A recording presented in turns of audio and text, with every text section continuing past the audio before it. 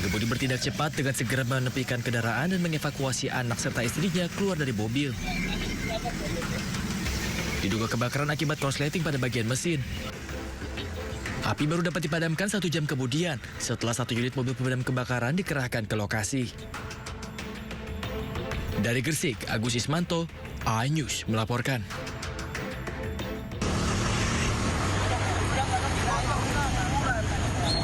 Menyala, abangku, balik sawit, leko. Awal tuh, tinggi tuh mobil lu tiga dulu, bila tuh. Satu unit mobil pickup warna hitam hangus dibakar warga di Desa Limbung, Bangka Barat, Kepulauan Bangka Belitung. Mobil itu dibakar massa lantaran digunakan pencuri buah sawit dari perkebunan sawit masyarakat. Teki bensin itu yang diletup. Tak hanya mobil yang dibakar, warga juga sempat menghakimi pencuri sebelum akhirnya diamankan polisi. Polisi mengamankan 3 tersangka yang sudah sering beraksi di perkebunan milik warga ini. Berdasarkan keterangan yang ada, kami melakukan pengembangan terkait kasus tersebut. Kami mendapat informasi bahwa memang benar pelaku yang dimaksud oleh warga mengakui bahwa mereka melakukan pencurian di lokasi tersebut. Saat ini tersangka pencuri buah sawit dan barang bukti berupa mobil yang terbakar telah diamankan di Polsek Jebus guna penyelidikan lebih lanjut. Dari Bangka Barat, Bangka Belitung, Oma Kisma, iNews melaporkan. Pemirsa Sindo Today, kita awali dengan informasi kebakaran melanda 6 kamar kontrakan di pemukiman padat penduduk di Jalan Kampung Guji Baru, Kebonjeruk, Jakarta Barat.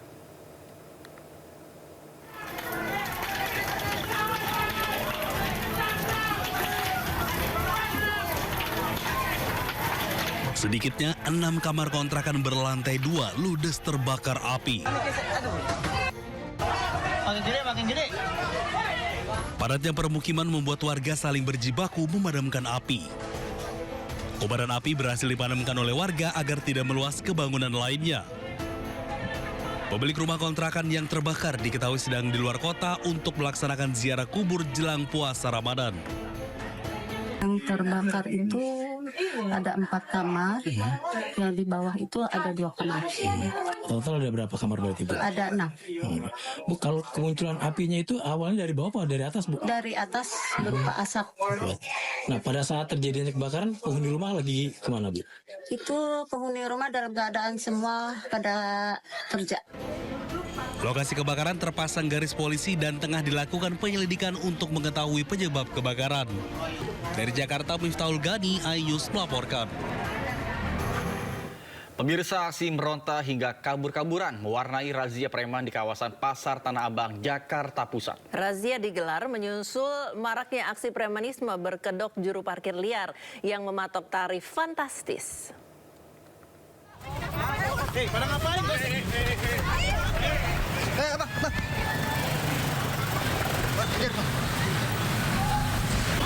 Juru parkir liar ini seketika meronta saat ditangkap petugas Reskrim Polsek Metro Tanah Abang di kawasan Blok G, Pasar Tanah Abang, Jakarta Pusat.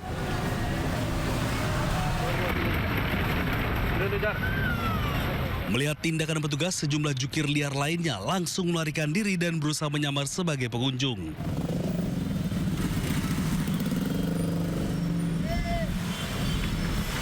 Namun, usaha tak berbuah manis lantaran petugas telah melakukan pengejaran, telah mengenali dan langsung menangkapnya. Di sekitar pasar Blok A dan B, petugas kembali mengamankan 2 orang pelaku. Razia digelar menyusul maraknya aksi premanisme berkedok juru parkir liar yang biasa mematok tarif parkir fantastis kepada para pengunjung Pasar Tanah Abang jelang bulan suci Ramadan. Menjelang Ramadan ini banyak sekali keluhan masyarakat terkait banyaknya pematokan tarif biaya parkir seiring membludaknya pengunjung-pengunjung di area sekitaran Pasar Tanah Abang. Oleh karena itu, para juru parkir liar ini sengaja memasang harga tarif yang kurang lebih 50 hingga 100 ribu untuk biaya parkir kendaraan roda 4 maupun roda 2. Pada razia kali ini, petugas berhasil mengamankan 5 juru parkir liar. Mereka selanjutnya dibawa ke Polsek Metro Tanah Abang untuk dilakukan pemeriksaan. Dari Jakarta, Rani Sanjaya, iNews melaporkan. Ya, Priska, kayak gini-gini nih justru malah bisa meresahkan banget. Karena kalau misalnya namanya parkir liar itu kan nggak sah. Itu harusnya kita bayar seikhlasnya, bukan Lagian, dipatokin. itu sampai 50.000. 50.000 sampai Motor, 100.000. mobil 50.000 sampai 100.000. Bayangin, kita belum belanja udah keluar duit duluan, banyak banget. Masalahnya kalau misalnya kendaraan kita maksudnya ada jaminan ketika ada kehilangan atau kerusakan. Masih mending nggak ya. masalah. Tapi ini 50.000, 100.000 tidak ada jaminan Iya, keamanannya. bahkan bayar dulu ditinggalin. Itu yang kadang kesel. Udah bener ya, ditangkep ya. Betul. Nah, kita ke informasi lainnya pemirsa, viral aksi 3 orang perampok berduel dengan seorang pemilik toko di Belawan, Kota Medan, Sumatera Utara. Meski kalah, jumlah korban berhasil memukul mundur 3 perampok.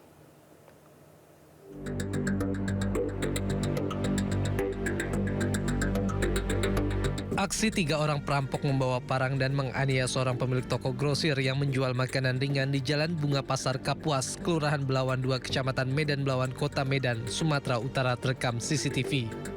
Layaknya di film laga, korban berduel dengan ketiga pelaku. Meski kalah jumlah, korban berhasil melawan dan keluar dari cengkraman para pelaku. Bahkan salah satu pelaku tersungkur di depan toko milik korban. Korban saat itu baru pulang membeli makanan. Saat hendak membuka pintu toko, ketiga pelaku datang dan menyerang. Beruntung ada warga yang melihat dan membantu korban. Meski berhasil melawan dan tak ada barang yang berhasil dicuri, namun korban mengalami 15 jahitan di kepala dan tangan akibat hantaman parang milik pelaku. Belum tahu apa motif kejadian tersebut, tapi kalau dilihat dari CCTV ya sepertinya mau merampok lah kan, tapi gagal karena memang warga saya tadi melakukan perlawanan. Kasus perampokan gagal yang berujung pada penganiayaan ini telah dilaporkan ke Polres Pelabuhan Belawan. Warga dan pedagang di Pasar Kapuas Belawan hingga kini merasa khawatir dan takut. Bahkan korban terus membawa pisau untuk berjaga-jaga dan berharap para pelaku segera ditangkap. Dari Medan, Sumatera Utara, Yuda Bahar, iNews melaporkan. Pemirsa, perkelahian 2 pria bersenjata tajam terjadi di Jalan Haji Isbat, Kabupaten Tapin, Kalimantan Selatan, menggegerkan para pedagang dan juga pengunjung pasar.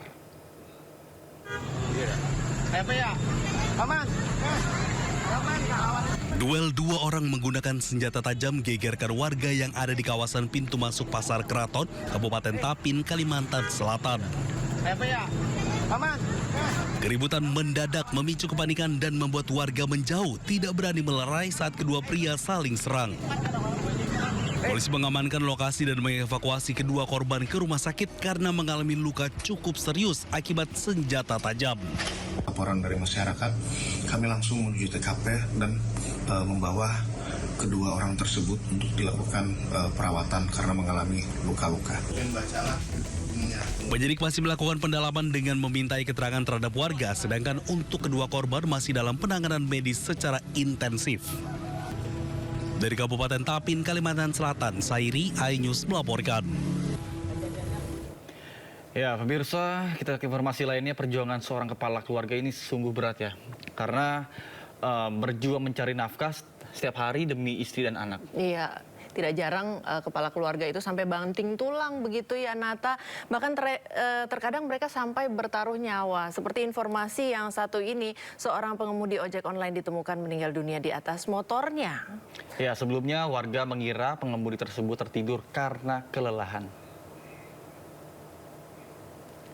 Beginilah posisi seorang pengemudi ojek online yang tertunduk diam di atas sepeda motornya. Diduga kelelahan cari pelanggan, ternyata pengemudi ojek online tersebut meninggal dunia. Peristiwa terjadi pada dini hari tadi pukul 23.30 di depan ruko Palm Spring di Blok B3 nomor 1 wilayah Batam. Korban masih mengenakan jaket hijau lengkap dengan helm berstiker komunitas ojek online. Motor bernomor polisi BP 3100 UI yang dikendarainya terparkir rapi seolah dirinya hanya berhenti sejenak untuk melepas rasa lelahnya. Menurut keterangan saksi yang melihat, tidak ada gelagat mencurigakan saat korban berhenti di depan ruko tersebut. Berdasarkan dari olah TKP, Polresta Balerang juga tidak menemukan tanda kekerasan di tubuhnya. Korban dievakuasi ke Rumah Sakit Bayangkara Polda Kepri untuk pemeriksaan lebih lanjut. Kemudian peristiwa wafatnya pengemudi ojek online yang berjuang bekerja sepanjang hari demi mencukupi kebutuhan keluarga ini bukan baru pertama kali terjadi.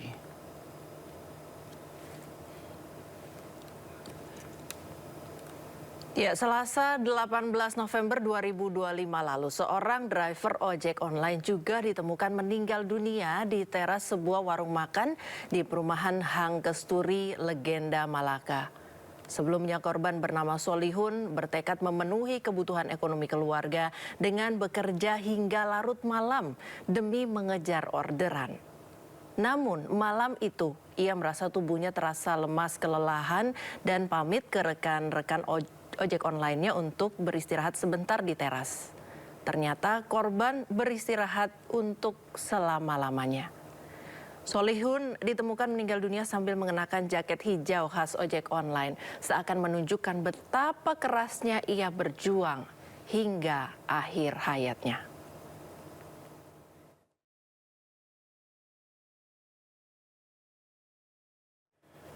Informasi lainnya pemirsa, penyidik Satreskrim Polres Cimahi, Jawa Barat mengungkap fakta baru terkait dengan kasus pembunuhan pelajar kelas 7 SMPN Negeri 26 Kota Bandung. Pelaku utama diduga menyukai korban.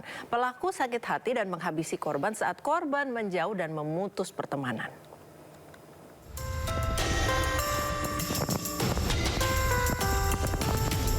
Pemeriksaan kedua pelaku berinisial YA dan APM yang berstatus sebagai pelajar SMA di Garut masih terus bergulir. Penyidik terus menggali motif kematian tidak wajar pelajar 14 tahun tersebut yang jasadnya ditemukan di bekas lahan objek wisata Kampung Gajah Cihideng, Kabupaten Bandung Barat 13 Februari lalu. Satreskrim Polres Cimahi telah memeriksa 13 saksi. Dari pemeriksaan tersebut, pelaku mengaku hubungannya dengan korban lebih dari sekedar teman. Korban yang menyadari hal tersebut memilih untuk menjauhi pelaku. Hubungan antara korban dengan pelaku itu adalah hubungan pertemanan. Yang mana hubungan pertemanan tersebut mungkin si pelaku merasa bahwa hubungan pertemanan itu berlebih. Sehingga pelaku hubungan pertemanan berlebih terhadap si korban. Sehingga dengan adanya hal seperti itu, ya keluarga korban itu merasa khawatir dan akhirnya mencoba untuk memindahkan sekolah korban menuju ke Bandung. Korban yang sudah mulai menyadari hal tersebut, ya yang menjadi trigger seperti yang kami sampaikan sebelumnya, bahwasanya dia mencoba untuk menjauhi si pelaku. Dengan sampai akhirnya dia mencoba memberikan pernyataan sikap bahwa dia menghentikan pertemanannya. Kedua pelaku berhasil ditangkap di kampung halamannya di kawasan Banyuresmi, Kabupaten Garut setelah buron usai menghabisi korban. Dari Kabupaten Bandung Barat, Jawa Barat, Yuwono Wahyu, iNews melaporkan. Pemirsa, isak tangis mewarnai pemakaman Pasutri dan anaknya yang menjadi korban kecelakaan maut di Karawang, Jawa Barat.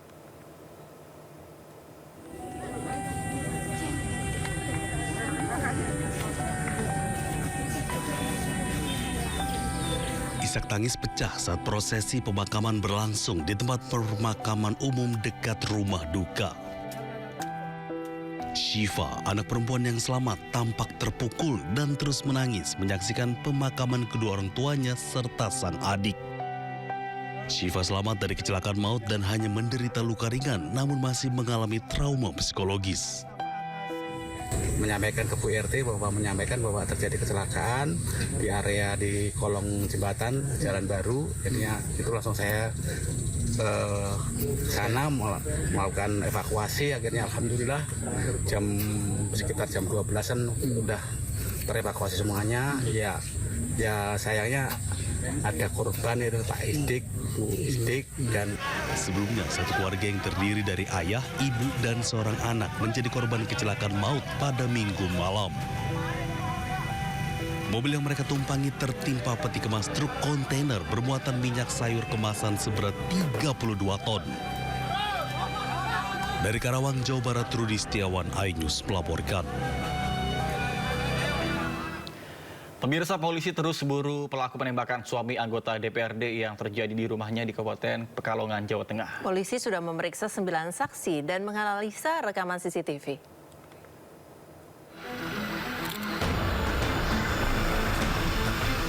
Polisi memeriksa 9 saksi, diantaranya warga di lokasi kejadian dan 1 orang lainnya adalah suami anggota DPRD yang menjadi korban penembakan. Para saksi diperiksa di unit 2 Satreskrim Polres Pekalongan. Pemeriksaan saksi ini bertujuan untuk mencari titik terang siapa pelaku penembakan. Selain 9 saksi, polisi juga memeriksa kamera pengawas atau CCTV di lokasi sampai dengan semua jalur jalan yang dilewati. Hingga saat ini, tim penyidik dari Polres Pekalongan dan juga Polda Jawa Tengah sudah melakukan pemeriksaan secara maraton terhadap 9 orang saksi yang ada di TKP, dan kemudian juga kami sudah melakukan pengambilan rekaman CCTV untuk dilakukan analisa sehingga bisa mengumpulkan bukti-bukti pendukung dan juga untuk menentukan ciri-ciri pelaku yang lebih jelas. Sebelumnya korban tengah duduk santai di teras rumah bersama 2 rekannya. Tiba-tiba seorang pelaku datang menggunakan motor dan melepaskan tembakan. Dari Pekalongan, Jawa Tengah, Suryono Soekarno, iNews melaporkan. Tertangkap tangan usai terlibat kejar-kejaran dengan polisi. Pengedar narkotika di Kendari, Sulawesi Tenggara menangis saat dipertemukan dengan ibunya.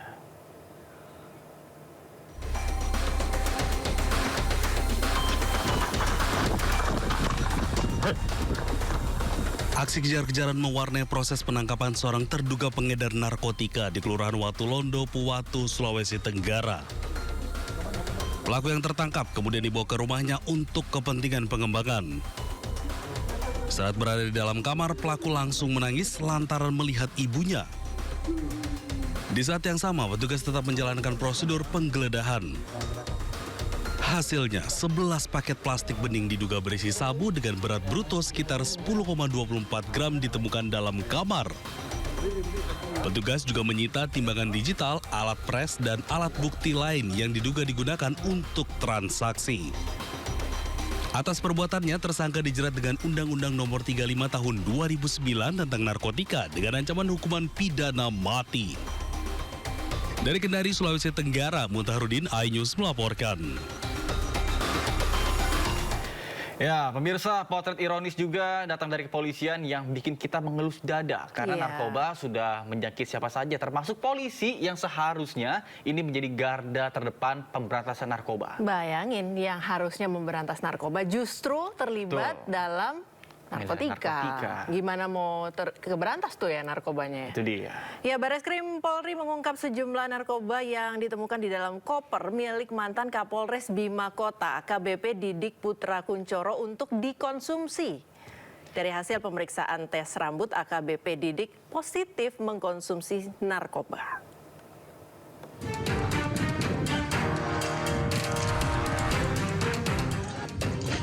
Bareskrim Polri mengungkap sejumlah narkoba berbagai jenis yang ditemukan dalam koper milik mantan Kapolres Bima Kota AKBP Didik Putra Kuncoro. Koper berisi narkoba tersebut dititip di rumah Poluan Aibda Dianita Agustina yang merupakan bekas anak buah AKBP Didik sewaktu berdinas di Polda Metro Jaya. Kasub D3 Ditipit Narkoba Bareskrim Polri, Kombes Pol Zulkarnain Harhab mengatakan, berdasarkan keterangan tersangka, narkoba yang didapat AKBP Didik untuk dikonsumsi. Dari hasil pemeriksaan tes rambut, AKBP Didik positif mengonsumsi narkoba. Bareskrim Polri belum menemukan indikasi narkoba tersebut hendak dijual kembali oleh AKBP Didik. Nama AKBP Didik Putra Kuncoro mencuat ke publik setelah muncul dugaan keterlibatannya dalam kasus narkoba yang menyeret Kasat Reserse Narkoba Polres Bima Kota AKP Malaungi. AKBP Didik diduga menerima aliran dana sebesar 1 miliar rupiah dari seorang bandar narkoba yang menjadi pemasok sabu pada AKP Malaungi. Tim Liputan iNews melaporkan. Pemirsa, Kadif Humas Polri Irjen Pol Joni Edison mengonfirmasi bahwa hasil gelar perkara menyepakati peningkatan status AKBP Didik dari saksi menjadi tersangka. Dengan penetapan ini, penyidik akan segera melaksanakan proses hukum lebih lanjut dan tersangka dijerat pasal berlapis. Di daerah Tangerang dan menemukan barang bukti berupa narkotika jenis sabu sebanyak 7 plastik, klip dengan berat total 16,3 gram. Narkotika jenis ekstasi sebanyak 50 butir, pil aprosolam sebanyak 19 butir, pil Happy Vibes sebanyak 2 butir, dan terakhir ketamin sebanyak 5 gram. Khusus terhadap AKBP DPK telah ditetapkan sebagai tersangka dan dikenakan pasal 609 ayat 2 huruf A Undang-Undang Nomor 1 Tahun 2023 tentang KUHP, Jungto Undang-Undang Nomor 1 Tahun 2026 tentang penyelesaian pidana, dan pasal 62 Undang-Undang Nomor 5 Tahun 1997 tentang psikotropika. Adapun ancaman pidana penjara seumur hidup atau pidana penjara paling lama 20 tahun dan atau pidana denda paling banyak kategori 6 senilai maksimal 2 miliar rupiah, dan pidana penjara paling lama 5 tahun dan atau pidana denda paling banyak kategori 4 sebesar 200 juta rupiah. Informasi lainnya pemirsa, tanggul Sungai Tuntang jebol, seluruh akses jalan utama di kota Purwodadi, Grobogan, Jawa Tengah lumpuh akibat terendam banjir.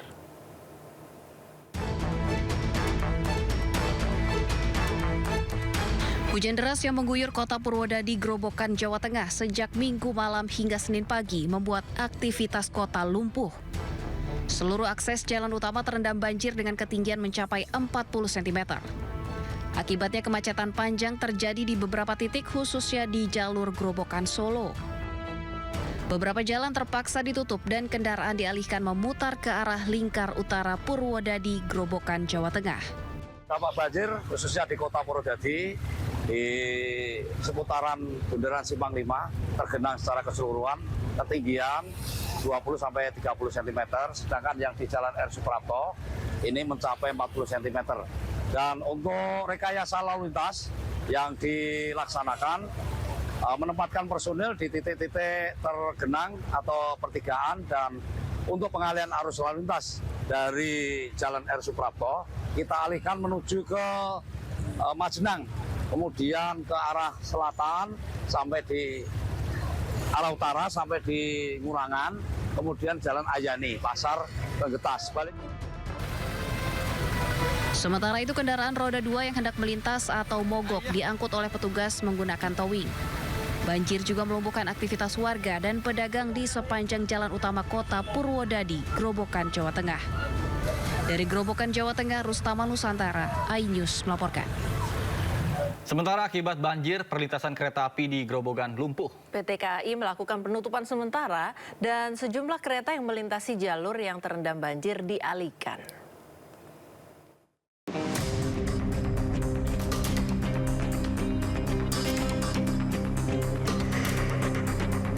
Debit air Sungai Tuntang meluap, merendam dan menutupi jalur rel kereta api Karangjati Gubuk, tepatnya di Desa Papanrejo, Grobogan, Jawa Tengah.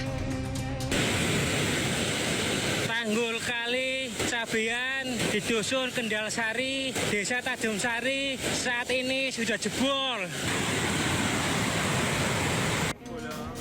Demi keselamatan penumpang kereta api, PT KAI Daup 4 Semarang, Jawa Tengah terpaksa menutup sementara perlintasan kereta api di jembatan 59 km antara stasiun Brumbung dengan Tegawanu.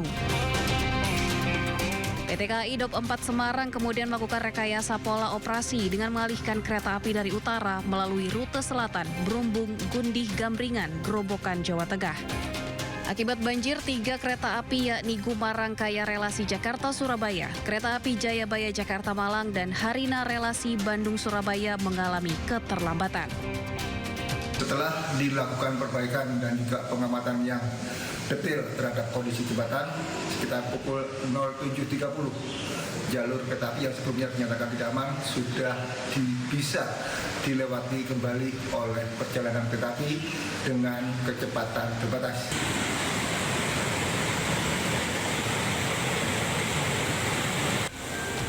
Kini jalur KA yang sempat dialihkan sudah kembali normal, namun kereta api melaju dengan kecepatan terbatas.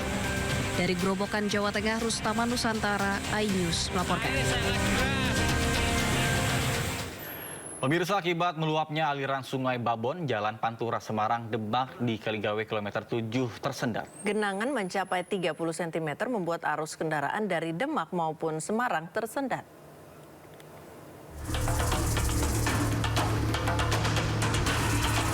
Banjir menggenangi Jalan Pantura Kaligawe sepanjang 1 km dengan ketinggian 20 hingga 30 cm. Banjir disebabkan meluapnya Sungai Babon menggenangi sisi jalan dari arah Demak menuju Kota Semarang. Arus lalu lintas dari Demak menuju Semarang tersendat karena harus melewati banjir. Selain itu, banyak sepeda motor mogok akibat banjir. Untuk mengurangi genangan air, polisi membuka pintu air serta menyingkirkan sampah agar air kembali mengalir ke Sungai Babon. Petugas gabungan terus memantau dan menangani genangan air di Jalan Kaligawe, memastikan keselamatan pengendara dan kelancaran lalu lintas. Dari Semarang, Jawa Tengah, Doni Marendra, iNews melaporkan. Kembali di Sindo Today, pemirsa, sebuah bus Transjakarta mengeluarkan asap hingga membuat penumpang panik. Ya, asap tersebut muncul saat bus memasuki halte.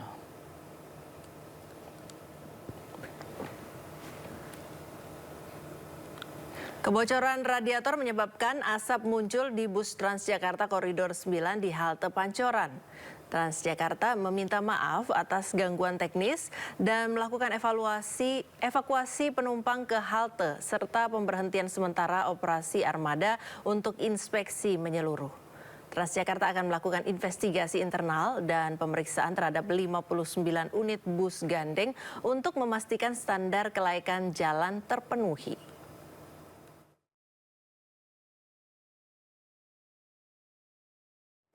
Pemirsa, sebuah truk pengangkut pipa paralon terguling di ruas jalan tol Jakarta Cikampek. Akibatnya lalu lintas macet hingga belasan kilometer.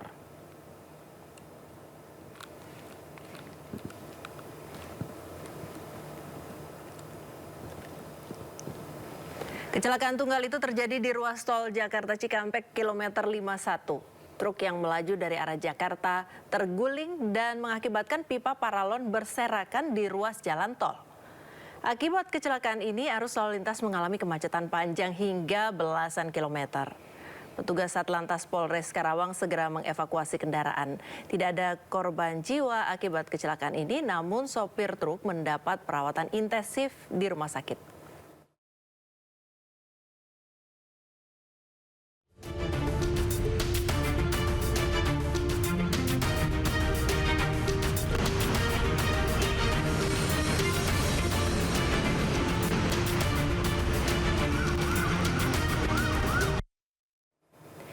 Pemirsa, saatnya kita simak pantauan arus lalu lintas. Kami sudah terhubung dengan Bribtu Eklesia dari NTMC Polri yang kini berada di kawasan Glodok, Pancoran, Jakarta Barat. Baik, bagaimana pantauan lalu lintas dari tempat Anda melaporkan? Silakan. Baik, terima kasih Nata dan Friska. Selamat pagi pemirsa, bersama kami dari NTMC Korlantas Polri akan menginformasikan situasi arus lalu lintas langsung dari kawasan Glodok Pancoran, Jakarta Barat. Dapat kita lihat bersama situasi arus lalu lintas di libur Tahun Baru Imlek pada pagi hari ini. Tampak cukup kondusif lancar dari berbagai arahnya, yakni dari arah Semanggi ataupun Harmoni yang akan menuju ke arah Kota Tua pada pagi hari ini tampak cukup kondusif lancar. Terjadi sedikit penyempitan jalur di kawasan ini dikarenakan adanya proyek pembangunan MRT Jakarta. Untuk itu kami menghimbau kepada seluruh pengendara pastikan selalu berhati-hati dan menjaga batas maksimal kecepatan kendaraan Anda. Dan untuk situasi arus lalu lintas selanjutnya dari arah Harmoni yang akan menuju ke arah Pasar Baru juga tampak cukup kondusif lancar dengan kecepatan kendaraan yang dapat ditempuh berkisar 40 sampai dengan 50 km per jam. Kami menghimbau kepada seluruh pengendara untuk selalu mematuhi rambu lalu lintas serta marka jalan yang berlaku. Dan di kawasan ini terdapat jalur busway. Kami menghimbau untuk tidak menggunakan lajur busway sebagai lajur kendaraan Anda karena dapat membahayakan keselamatan diri Anda. Dan di kawasan Glodok ini juga biasanya dikenal dengan kawasan Chinatown yang menjadi tempat wisata kuliner dan juga perbelanjaan. Untuk itu kami menghimbau kepada seluruh pengendara pastikan selalu berhati-hati dan mengantisipasi banyaknya kendaraan yang akan keluar masuk tempat perbelanjaan di kawasan ini. Berdasarkan data IRSMS Korlantas Polri, angka kecelakaan lalu lintas di seluruh Indonesia per 1 kali 24 jam terjadi 254 kasus laka lantas yang mengakibatkan 15 orang meninggal dunia, 16 orang luka berat dan 187 orang luka ringan. Dari kasus laka lantas tersebut 48% terjadi karena kecerobohan pengemudi. Untuk itu kami menghimbau kepada seluruh pengendara tetap patuhi rambu lalu lintas serta marka jalan yang berlaku dan mengikuti arahan dan petunjuk petugas kami di lapangan. Saya Bribtu Eklesia dan tim NTMC yang bertugas mengucapkan selamat Tahun Baru Imlek 2026. Selamat beraktivitas, hati-hati di jalan, dan salam presisi. Kembali kepada Nata dan juga Friska, silakan. Ya baik, terima kasih Bribtu Eklesia atas laporannya dari kawasan Glodok, Jakarta Barat. Selamat bertugas kembali dan salam presisi.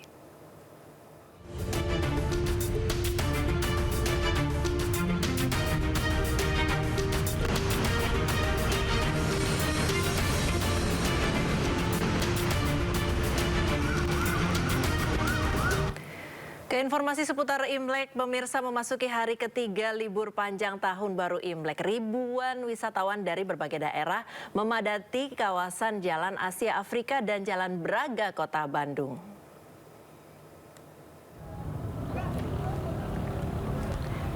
Para wisatawan memanfaatkan momen libur panjang hanya untuk sekedar jalan-jalan sambil menikmati suasana Kota Bandung. Selain itu, banyaknya aneka kuliner di area tersebut membuat para wisatawan semakin betah untuk berlama-lama di kawasan Asia Afrika dan juga kawasan Braga. Akibat penumpukan wisatawan, jalan mengalami kepadatan kendaraan lalu lalang wisatawan. Selain itu, kawasan jalan menuju objek wisata tengah kota juga mengalami kemacetan. Diprediksi kepadatan ini akan terus berlangsung hingga esok hari, mengingat masyarakat akan kembali beraktivitas pada hari Rabu mendatang.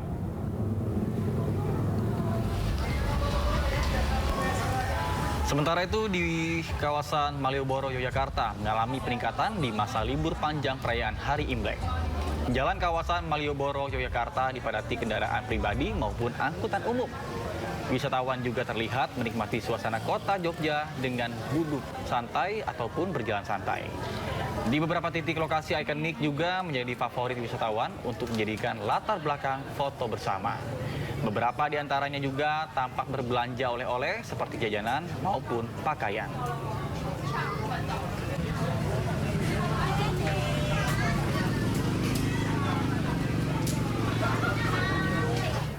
Bergeser ke kawasan Kota Tua Jakarta, pemirsa, di libur panjang ramai di gelaran Jakarta Light Festival untuk memeriahkan Tahun Baru Imlek 2026. Ya, Festival Jakarta Light Festival di Kota Tua digelar selama 2 hari pada 16 dan 17 Februari 2026.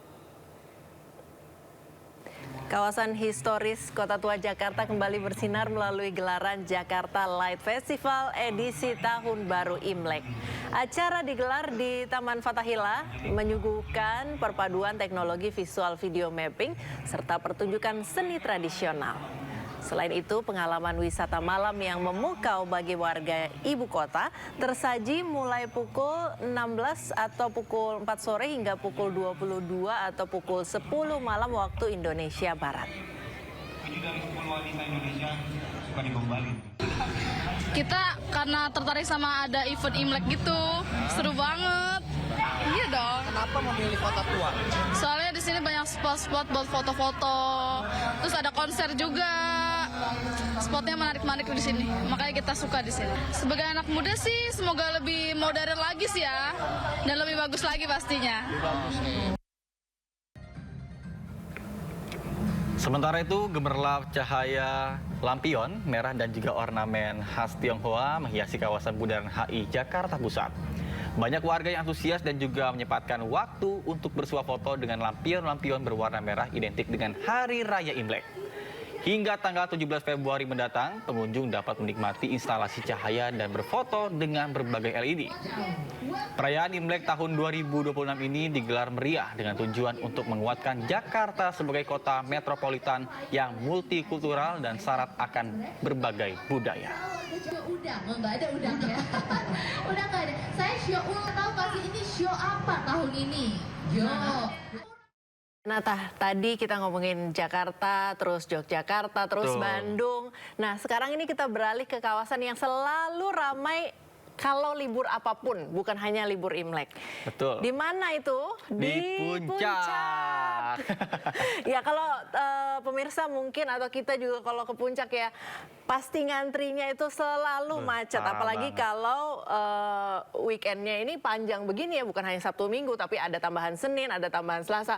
Wah udah deh, pasti jalurnya itu biasanya dibuat bergantian. Iya, sistem one way, satu one arah, way, ya, bukan satu satu arah. jalur. Jadi jalur naik itu 4 jam atau 6 jam, kemudian nanti bergantian 6 jam kemudian atau 4 jam kemudian jalur turun begitu ya Nata ya. Ya, bahkan dari warga lokal sendiri mengaku kalau misalnya memang biasanya kalau libur-libur panjang mereka sendiri nggak keluar rumah karena bakal tahu di Karena daerah-daerah tahu macet daerahnya banget. tuh macet banget, daripada makin macet karena warga sana keluar rumah, ya udah deh di rumah aja gitu. Betul. Dan kita pun akan langsung menuju ke kawasan Puncak Bogor, Jawa Barat. Ada rekan kita Ismalia yang bertugas di sana. Halo, selamat pagi Ismalia. Bagaimana situasi puncak pada pagi hari ini? Silakan. Ya, selamat pagi Nata dan juga Priska. Kalau ditanya seperti apa kondisi arus lalu lintas di tempat kami melaporkan, tepatnya di Simpang Gadok. Jadi untuk arus kendaraan ini terpantau ramai, lancar, namun tidak terjadi penumpukan di tempat kami melaporkan. Karena memang dari tadi kami pantau dari pagi Nata dan juga pemirsa, ini untuk di Simpang Gadok, untuk arus dari arah Jakarta menuju puncak ini cukup lengang seperti itu. Namun dari arah puncak menuju Jakarta ini juga cukup lengang, namun tadi pagi memang agak sedikit ramai seperti itu. Jadi memang pada hari ini juga akan diprediksi dari arah puncak menuju Jakarta ini akan terjadi puncak arus balik seperti itu Nata dan juga pemirsa. Dan juga dapat kami laporkan untuk di tempat kami melaporkan ini, untuk situasi lalu lintas belum diterapkan sistem one way atau jalur satu arah karena memang untuk kondisi lalu lintas masih terpantau lancar Nata. Jadi nanti kalau misalnya ada penumpukan kendaraan atau mungkin ada lonjakan kendaraan yang naik atau turun, nanti akan diterapkan sistem jalur one way atau jalur satu arah seperti itu Nata. Dan untuk saat ini di tempat kami melaporkan masih diterapkan sistem ganjil genap seperti itu.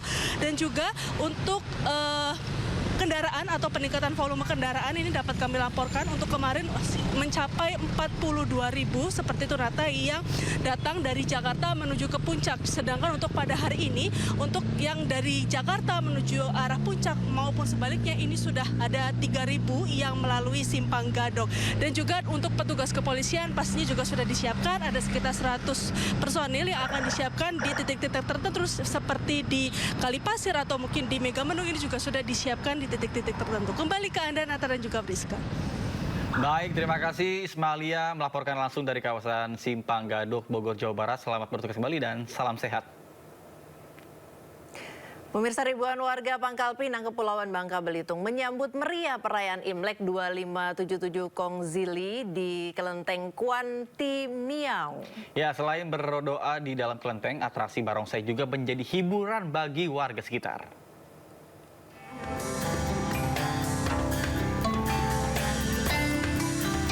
Menyambut Tahun Baru Imlek 2577 Kongzili, ribuan warga memadati Kelenteng Kuanti Miau, Kota Pangkal Pinang, Bangka Belitung. Warga keturunan Tionghoa beragama Konghucu menyalakan lilin merah dan berdoa di dalam kelenteng.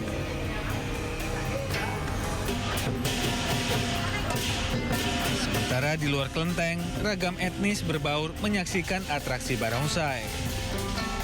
Kelenteng Kuanti Miau merupakan salah satu kelenteng tertua di Bangka Belitung yang selalu menjadi pusat perayaan Imlek di Kota Pangkal Pinang.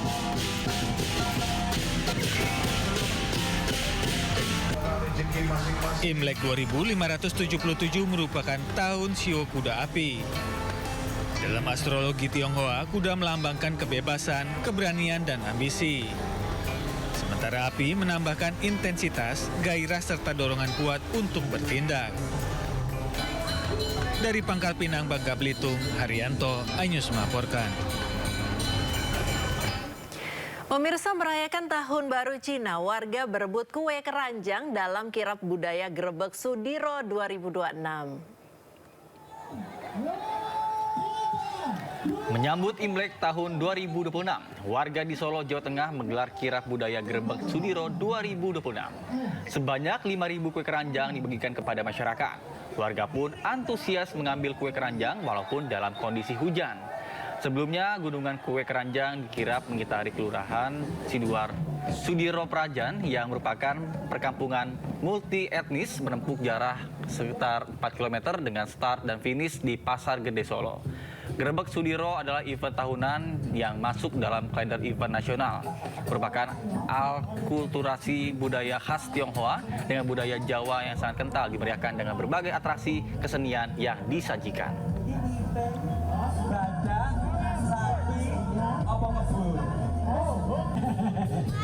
Kami dari komunitas JSC Semarang, ini pertama kalinya kami ikut. Komentar kami sangat positif sekali kegiatannya. Kami bisa mengenal budaya baru lagi. Kebetulan kami dari Semarang, kebudayaannya sama. Semoga kedepannya kita diundang lagi. Kenapa hari ini lebih bagus daripada yang dulu? Karena ini lebih maju, diikuti 5 negara. Kan kirap ini supaya warga masyarakat di Solo sekitarnya supaya puas dengan yang dulu melawan yang ini. Sementara itu pemirsa, menyambut bulan suci Ramadan, ratusan warga menggelar pawai obor dengan keliling kampung bersama pocong dan kuntilanak di Pademangan, Jakarta Barat. Ya, sementara di Tarakan, Kalimantan Utara, ribuan warga tumpah ruah ke jalan menggelar pawai obor.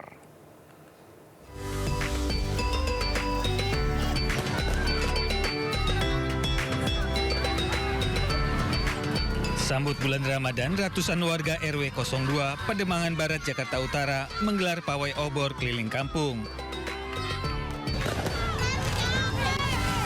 Tidak hanya dimeriahkan dengan kembang api, pawai obor kali ini sangat menarik karena diramaikan oleh beragam jenis hantu seperti tuyul, pocong, dan kuntilanak.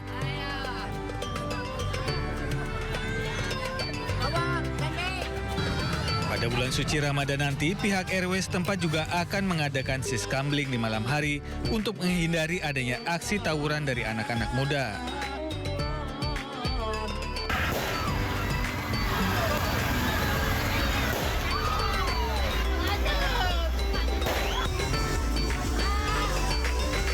Pawai obor juga digelar untuk menyambut bulan suci Ramadan di sepanjang Jalan Diponegoro, Sebangkok, Kota Tarakan, Kalimantan Utara. Masyarakat dari berbagai kalangan mulai dari anak-anak, komunitas pemuda, organisasi masyarakat dan santri pondok pesantren antusias berkeliling dengan membawa obor. Selain menyalakan obor, peserta pawai juga membawa sejumlah alat musik mengiringi lantunan sholawat.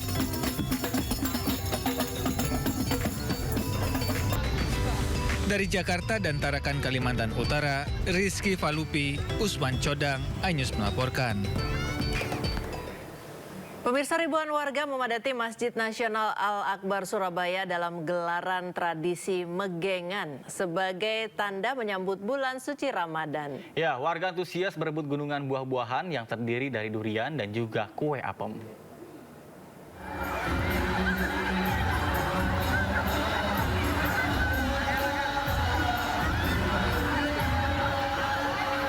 Ribuan warga yang berkumpul di Masjid Nasional Al-Akbar Surabaya, Jawa Timur ini tak takut duri. Ya, mereka antusias memperebutkan gunungan buah-buahan yang terdiri dari durian serta kue apem, jajanan khas tradisi Megengan. Gelaran tradisi Megengan digelar sebagai tanda menyambut bulan suci Ramadan. Warga mengaku senang bisa berebut buah meski tangannya terkena duri dari buah durian. Barokah dan sangat seru. Barokahnya kita dapat buah. Ini sama duren. Ya, sama kue-kue basah. Dapat duren, salah, ya tangan sama-sama lo kebenar berdarah. Senang sekali. Acara Megengan di Masjid Nasional Al-Akbar Surabaya didatangi sejumlah tokoh dan juga masyarakat dari berbagai wilayah. Warga berharap acara Megengan terus dilestarikan dan digelar lebih besar untuk mempererat silaturahmi dan menguatkan iman bersama-sama. Dari Surabaya, Jawa Timur, Rahmat Ilyasan, iNews melaporkan.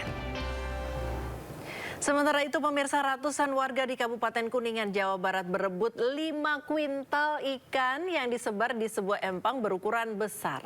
Ya, munggahan ngubek lauk atau berburu ikan gratis ini menjadi tradisi turun-temurun sebagai tanda jelang dimulainya bulan suci Ramadan.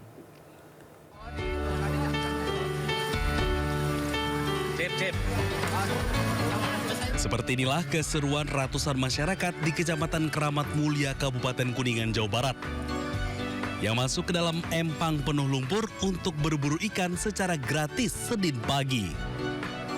Sebanyak 5 kuintal berbagai jenis ikan mulai dari ikan nila, ikan mas, dan ikan mujair dilepas di empang berukuran 100 meter persegi itu untuk ditangkap oleh masyarakat secara bebas.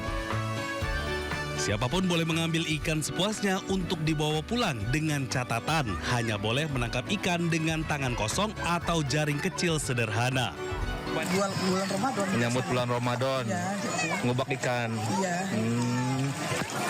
Senang nggak sih, Bu? 1 tahun sekali. Satu tahun sekali. Iya. Senang, Bu? Alhamdulillah. Gitu. Senang. Iya. Dapat apa aja ikan sekarang, Bu? Dapat mujair. Jair. Iya. Nila, ikan nila. Terus? Banyaknya si buntur dengan udang. Buntur. Nampaknya berburu ikan gratis tersebut merupakan tradisi rutin setiap tahun yang digelar beberapa hari sebelum masuk bulan suci Ramadan dengan sebutan munggahan ngubek lauk.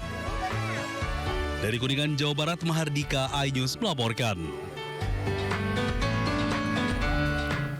Nata, ini jelang puasa macam-macam ya di berbagai daerah itu khasnya tuh masing-masing gitu. Tadi ada yang ngubek ikan sampai ada disediakan 5 kuintal, terus ada Gulungan-gulungan. gunungan durian tadi. Iya. Sampai nggak takut dengan durian itu. Betul. Saking sukanya sama durian, rebutan semuanya. Dan juga tadi ada pawai obor, terus juga ada yang unik. Kenapa ada ornamen seperti kuntilanak dan pocong? Mungkin itu ada filosofinya. Tapi kuntilanak sama pocongnya tadi agak lucu ya. Iya. Bukan serem, soalnya dia ketawa-ketawa gitu. Cengengesan nih malahan ya. Mungkin Apa tuh filosofinya? filosofinya itu adalah selama bulan suci Ramadan setan ini akan dikurung. Tapi pertanyaannya, ketika di bulan suci Ramadan ada yang melakukan kegiatan maksiat ataupun ya kegiatan yang tidak dibenarkan, itu pelakunya siapa ya kira-kira? Nggak Siapa jawab ya? deh. Bahaya. Oke, kita ke informasi selanjutnya. Pemirsa, Kementerian Agama akan menggelar sidang isbat penentuan awal Ramadan. Ya, sebelumnya Ormas Muhammadiyah telah menetapkan awal puasa pada hari Rabu. Sementara MUI menyatakan ada potensi perbedaan awal puasa pada tahun ini.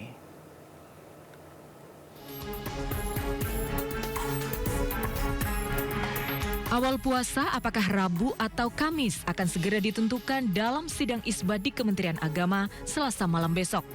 Sidang isbat akan diikuti pimpinan Komisi 8 DPR RI, MUI, Ormas Islam, pakar falak, perwakilan negara sahabat dan perwakilan BMKG, BRIN, dan planetarium.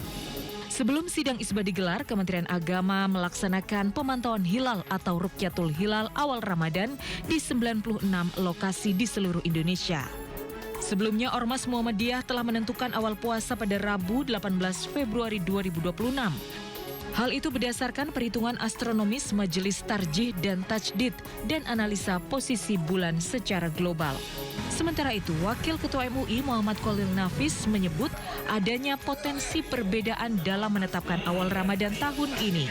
MUI mengimbau potensi perbedaan yang ada jangan sampai mengganggu ukhuwah dan kekhusyukan masyarakat dalam menjalankan ibadah puasa. Jadi insya Allah akan terjadi perbedaan awal Ramadan pada 2026 ini. Mungkin ada yang memulai tanggal 18, mungkin ada yang mulai tanggal 19. Kita jadikan ini perbedaan sebagai hikmah untuk menggali ilmu masing-masing metode yang digunakan. Hasil sidang isbat penentuan awal Ramadan akan diumumkan besok malam. Tim Liputan iNews melaporkan. Pemirsa, Profesor Riset Astronomi dan Astrofisika BRIN menyebut ada kemungkinan perbedaan awal puasa tahun ini. Ya, perdebatan ataupun perbedaan terlihat dari kriteria Mabims yang digunakan pemerintah dan juga kriteria Turki. Saat maghrib 17 Februari 2026, di wilayah Asia Tenggara posisi hilal belum memenuhi kriteria Mabims, kriteria yang digunakan oleh pemerintah dan sebagian besar ormas Islam, yaitu kurva kuning. Ini tinggi minimal 3 derajat dan elongasi 6,4 derajat geosentrik. Ini di wilayah Amerika, sehingga di wilayah Asia Tenggara termasuk Indonesia belum memenuhi kriteria. Sehingga 1 Ramadan 1447 jatuh pada tanggal 19 Februari 2026. Namun, Ada juga ormas yang menggunakan kriteria Turki. Pada saat tersebut, di wilayah Amerika sudah terpenuhi tinggi minimal 5 derajat dan elongasi 8 derajat. Di wilayah Alaska sudah memenuhi, sehingga menurut kriteria Turki, 1 Ramadan 1447 jatuh tanggal 18 Februari 2026. Jadi ada potensi perbedaan awal Ramadan, ada yang 9 Februari dan ada yang 8 Februari. Nata, ngomong-ngomong soal hari raya nih, apalagi hari raya Idul Fitri, nggak jauh-jauh dari mudik dan THR. Nah, ngomong-ngomong soal THR, THR-nya ASN, TNI, dan Polri cair lebih awal, Wah, Nata. apa kabar dengan kita? Kita tunggu saja. Semoga lebih cepat juga ya. Iya. Dan anggaran dikucurkan ini lebih besar dari tahun lalu, yakni mencapai 55 triliun rupiah. Wow.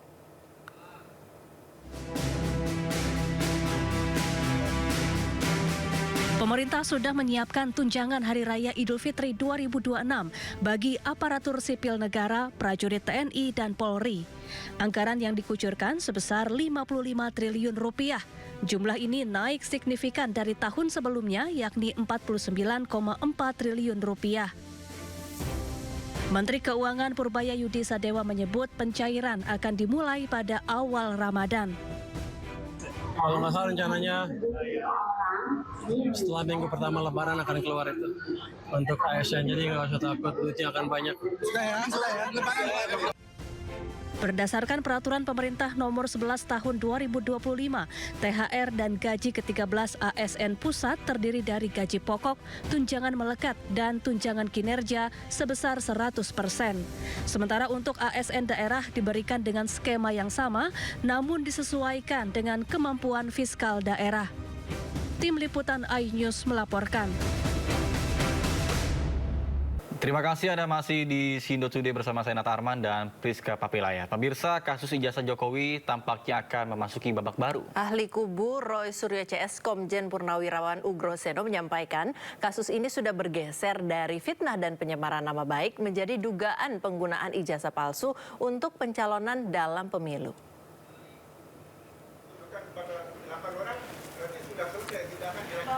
Hal ini disampaikan oleh Ugroseno dalam konferensi pers bersama dengan tim hukum Barisan Pembela Roy Suryo, Rismon Sianipar, dan Dr. Tifa atau Bela RRT.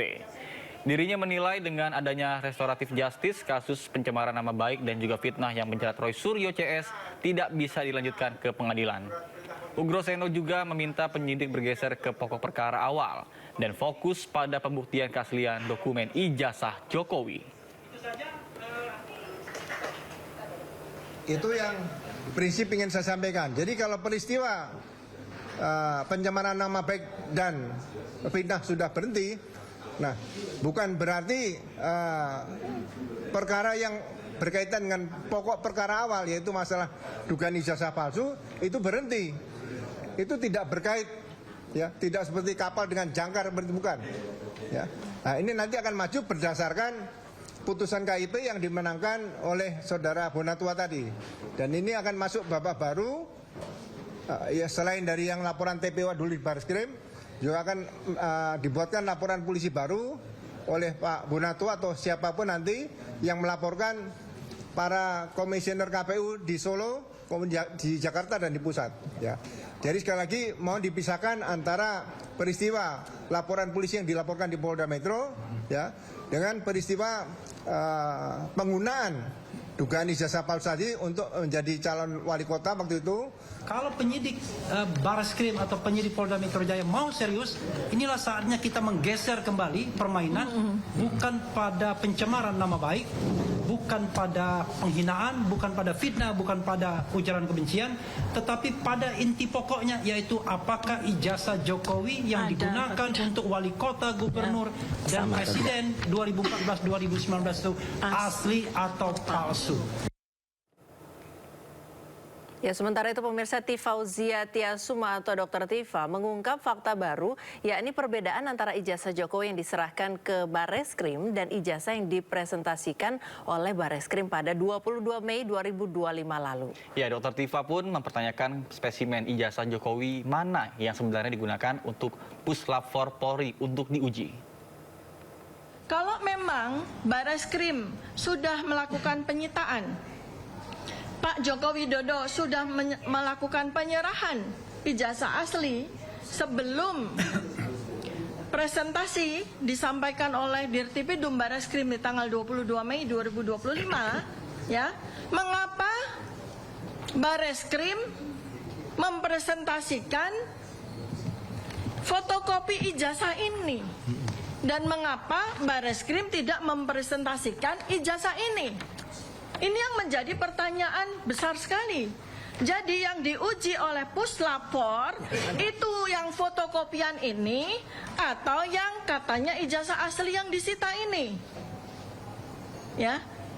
Padahal dalam satu hari semua masyarakat Indonesia ya melalui media televisi kita menyaksikan kemunculan dari dua versi ijazah ini. Yang jelas sekali ini beda. Ya, kalau memang fotokopi ijazah ini berasal dari ijazah asli, maka ijazah asli ini akan ada noktah bleberan, ya kan? Ya, lalu pada fotokopi ijazah ini bleberan dari mana? Artinya apa? Artinya ini adalah spesimen ijazah yang berbeda.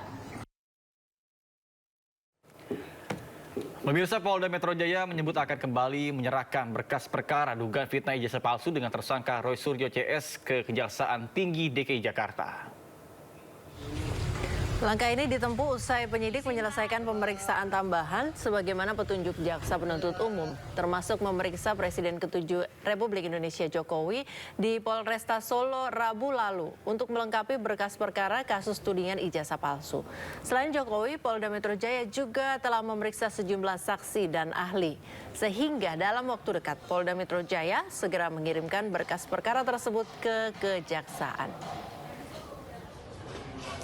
Kami telah melakukan pemeriksaan atau permintaan keterangan tambahan kepada pelapor, yaitu Bapak Insinyur Haji Joko Widodo, sehubungan dengan pelaporan yang beliau sampaikan atau laporan polisi yang sedang kami tangani saat ini. Hal ini dalam rangka memenuhi pemenuhan berkas perkara sebagaimana petunjuk-petunjuk yang sudah disampaikan oleh Kejaksaan Tinggi DKI yang disampaikan melalui P19 yang kemarin sudah kami terima. Dan proses pemenuhan atas P19 itu sudah berjalan dan kami insya Allah sesegera mungkin akan mengirimkan kembali berkas perkara tersebut sebagaimana petunjuk-petunjuk yang disampaikan. Ya, berulang kali Presiden ke-7 Republik Indonesia Joko Widodo menyebut kasus fitnah ijazah yang menjerat Roy Suryo CS harus tetap berlanjut. Jokowi menyebut pintu maaf selalu terbuka, namun hal tersebut adalah urusan pribadi, sementara urusan hukum akan tetap jalan. Izin, Pak.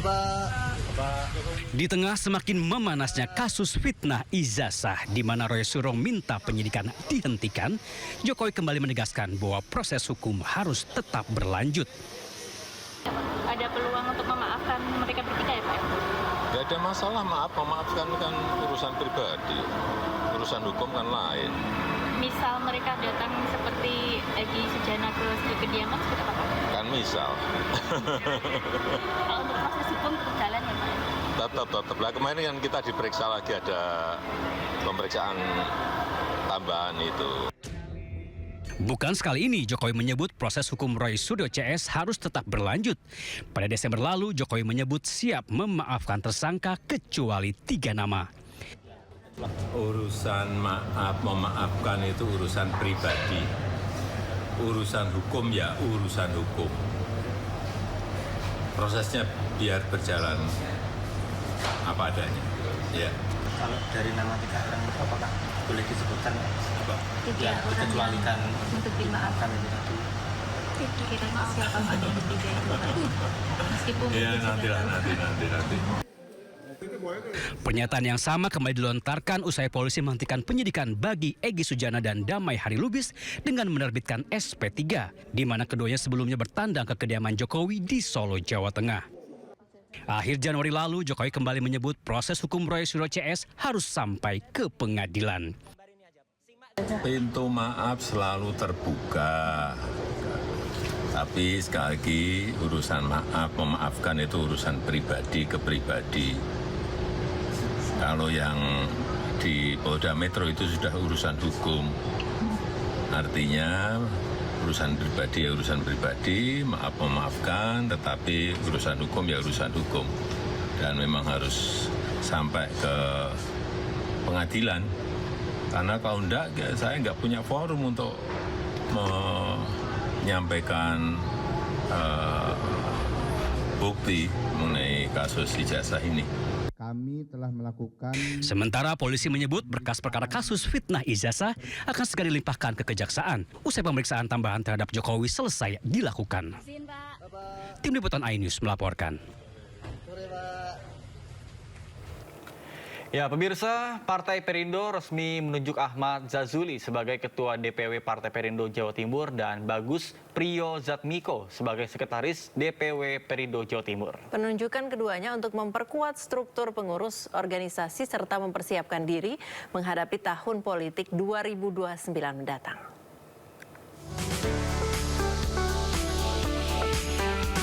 DPP Partai Perindo mempercayakan Ahmad Zazuli sebagai Ketua DPW Partai Perindo Jawa Timur dan Bagus Priyozatmiko sebagai Sekretaris DPW Perindo Jawa Timur. Kepercayaan itu ditandai dengan pemberian surat keputusan atau SK yang diserahkan oleh Sekjen Partai Perindo Ferry Kurnia Rizkiansyah di kantor DPP Partai Perindo Menteng, Jakarta Pusat. Dengan penyerahan SK ini, Partai Perindo berharap seluruh pengurus di daerah segera melakukan konsolidasi internal dan menyiapkan strategi pemenangan, program, dan kegiatan Partai Perindo yang menyentuh langsung ke masyarakat. Dan kita berharap kita punya target-target elektoral yang memang juga penting untuk dikuatkan dan juga untuk diraih pada pemilu 2029, sehingga yang harus juga diupayakan dari sekarang ini tidak ada lagi waktu untuk istirahat, untuk kita terus berpacu bagaimana proses penguatan kelembagaan dan bagaimana penguatan-penguatan untuk proses pemenangan ke depan. Amanah ini bagi kami amanah yang cukup luar biasa, sehingga kami harus ekstra untuk melakukan penataan kembali kelembagaan maupun tugas-tugas kepartaian yang harus kami laksanakan untuk persiapan di 2029 nanti. Melalui kader-kader terbaiknya, partai yang dipimpin Ketua Umum Angela Tano Sudibyo ini juga berkomitmen akan terus hadir memberikan kontribusi nyata bagi kesejahteraan masyarakat Indonesia. Dari Jakarta, Bagus Prasetya Adi, Hoirudin, iNews melaporkan. Pemirsa, Presiden Prabowo Subianto terbang ke Amerika Serikat dalam rangka kunjungan bilateral. Salah satu agenda utama yakni menghadiri pertemuan perdana Dewan Perdamaian Board of Peace. Rombongan Presiden Prabowo berangkat ke Amerika Serikat melalui Bandara Halim Perdana Kusuma Senin pagi. Dalam lawatan ini, Indonesia akan menggelar pertemuan bilateral dengan Presiden Amerika Serikat Donald Trump. Prabowo didampingi Menteri ESDM Bahlil Lahadalia dan Sekretaris Kabinet Teddy Indra Wijaya.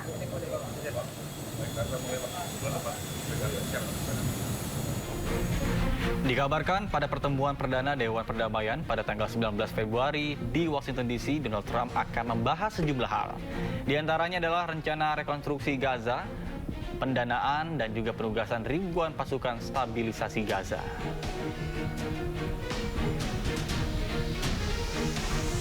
Ya, sekitar 35 negara telah menerima undangan untuk bergabung Dewan Perdamaian atau Board of Peace. Bentukan Presiden Trump termasuk Indonesia. Diperkirakan setidaknya 20 negara termasuk beberapa kepala negara akan hadir.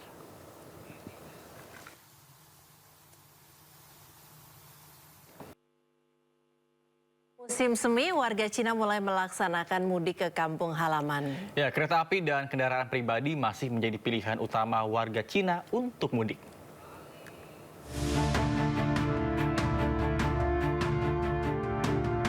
Ribuan kendaraan memadati gerbang tol Wuchuang, Cina pada Jumat malam. Warga Cina mudik ke kampung halaman untuk merayakan Imlek dan Festival Musim Semi 2026. Tampak kendaraan bergerak stabil di puluhan lajur sebelum memasuki jalan tol. Pemerintah Cina menerapkan sejumlah skema lalu lintas agar kemacetan tahun lalu tidak terulang. Tol Wuchuang merupakan jalur penghubung penting antara Shanghai, Jiangsu, dan sejumlah provinsi lainnya. Pemerintah Cina juga telah membebaskan tarif tol bagi kendaraan pribadi berukuran kecil mulai 15 hingga 23 Februari 2026.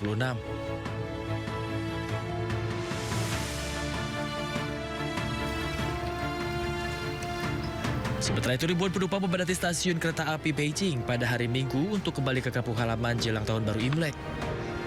Ini sekaligus menandai dimulainya perjalanan mudik tahunan. Nampak stasiun sesak oleh penumpang, mulai dari ruang tunggu hingga ke peron keberangkatan.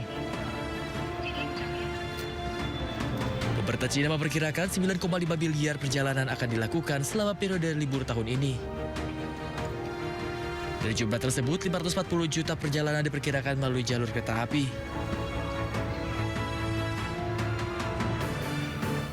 Sementara itu pemirsa, Festival Lentera memukau pengunjung di salah satu kota kuno di Cina Utara. Ya, beragam lampu berwarna-warni menyulap kota itu bak negeri dongeng.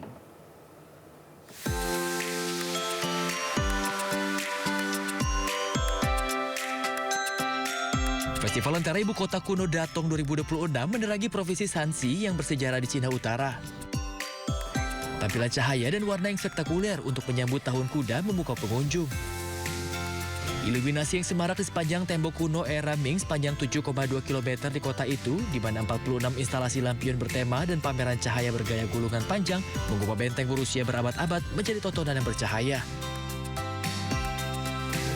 Festival ini merupakan salah satu acara Tahun Baru Imlek yang paling spektakuler di Cina, yang berlangsung selama festival musim semi hingga bulan Maret.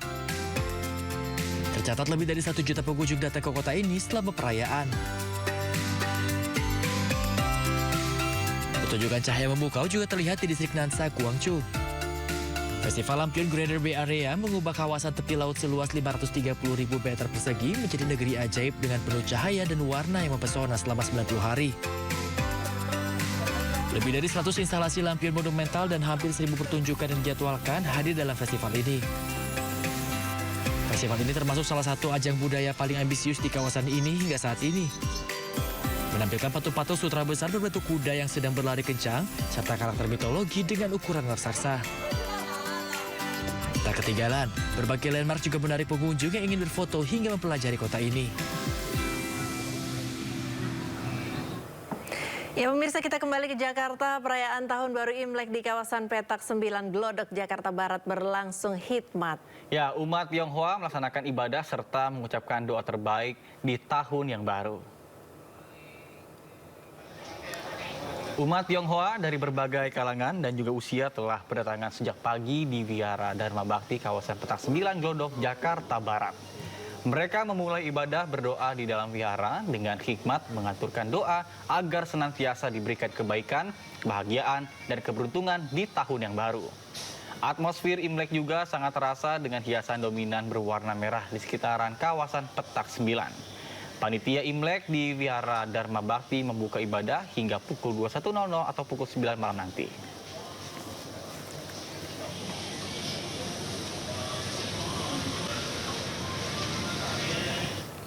Nata, aku tuh tiap kali Imlek suka deh. Soalnya di mana-mana tuh warnanya merah. Merah tuh kan bisa berarti berani, bisa berarti semangat gitu ya, meriah gitu. Ya, kalau misalnya di Imlek ini juga jangan lupa ada ciri khas juga, kue keranjang, kemudian juga pokoknya banyak banget ornamen-ornamen yang benar-benar spesial. Ya, jadi yang cuman ada pas Imlek aja gitu loh. Iya. Nah, ngomong-ngomong soal Imlek dengan segala kemeriahannya, kita sekarang lihat bagaimana warga Tionghoa merayakan Imlek. Sudah ada rekan Bagus Prasetya di Wihara Dharma Bakti Glodok, Jakarta Barat. Selamat pagi rekan Bagus. Bagaimana kemeriahan perayaan Imlek di sana?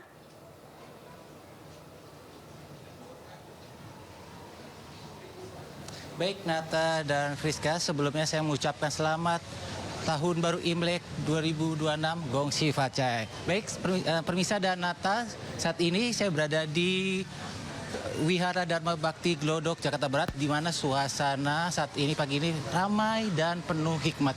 Di mana umat Konghucu hari ini bersama keluarganya sedang melaksanakan ibadah pelaksanaan Imlek 2026. Bisa Anda lihat sendiri, Nata dan pemirsa, saat ini perayaan Tahun Baru Imlek 2577 Kongzili berlangsung hikmat. Sejak pagi umat Konghucu datang bersama keluarga untuk melaksanakan sembahyang dan mengikuti serangkaian tradisi Imlek. Suasana di dalam vihara tersebut tampak dipenuhi umat yang memanjatkan doa. Hiyo dinyalakan umat Konghucu sebagai bagian dari prosesi ibadah sekaligus simbol permohonan harapan di awal tahun baru Imlek 2026. Umat yang hadir tampak antusias mengikuti seluruh rangkaian acara. Wihara Dharma Bakti ini dikenal sebagai salah satu wihara tertua di Indonesia, kembali menjadi pusat perayaan Imlek sekaligus destinasi religi dan budaya yang dipadati masyarakat. Umat Konghucu berdoa meminta keselamatan, kesehatan, kelancaran usaha, serta kesuksesan di tahun kuda api ini. Warga Tionghoa yang ingin ibadah di Wihara Dharma Bakti ini bisa datang pagi ini dan jam operasionalnya sampai nanti jam 9 malam. Kembali ke Anda, Nata dan Friska. Baik, terima kasih Bagus Prasetya melaporkan langsung dari Wihara Dharma Bakti Petak 9 Jakarta Barat. Selamat bertugas kembali dan salam sehat. Pemirsa, kebakaran besar terjadi di sebuah wilayah komersil di Ekuador. Ya, akibatnya 7 orang terdampak akibat menghirup asap.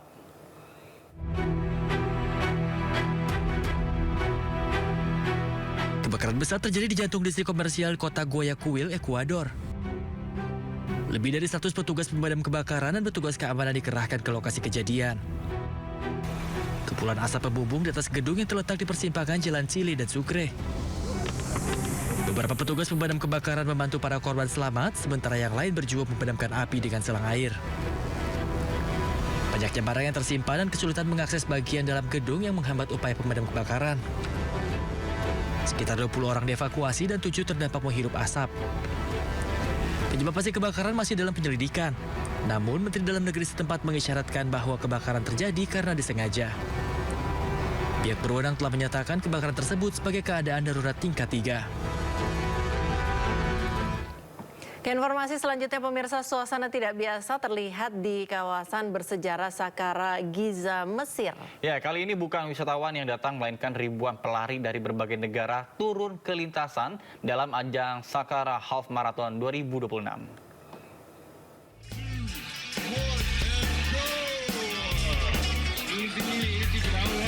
Saqqara Half Marathon 2026 ini menawarkan pengalaman unik bagi peserta yang berlari di tengah situs peradaban kuno dunia. Dengan latar belakang piramida dan makam berusia ribuan tahun, para peserta tak hanya menguji daya tahan fisik, namun juga seakan diajak menembus lorong waktu menyusuri jejak sejarah Mesir kuno. Rute sepanjang lebih dari 21 km ini menyajikan pemandangan spektakuler, mulai dari piramida hingga hamparan gurun pasir yang ikonik.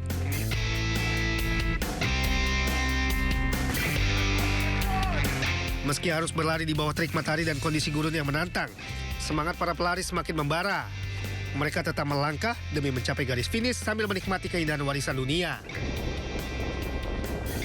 ماراثون سقارة من أكتر الماراثونز اللي فيها تحس بالتاريخ. البيئة مختلفة زي ما أنت شايف الرود ديزرت، بنعرف نجري عليه بطريقة مختلفة عن أي ماراثون موجود تاني في الاريا. Ya, ajang ini tak hanya menjadi kompetisi olahraga, namun juga bagian dari upaya promosi pariwisata Mesir dengan menggabungkan olahraga lari dan kekayaan sejarah dalam satu panggung yang sama. Saqqara Half Marathon menjadi bukti bahwa olahraga lari mampu menyatukan manusia dari berbagai belahan dunia untuk berlari bersama di tengah saksi bisu peradaban kuno di Mesir.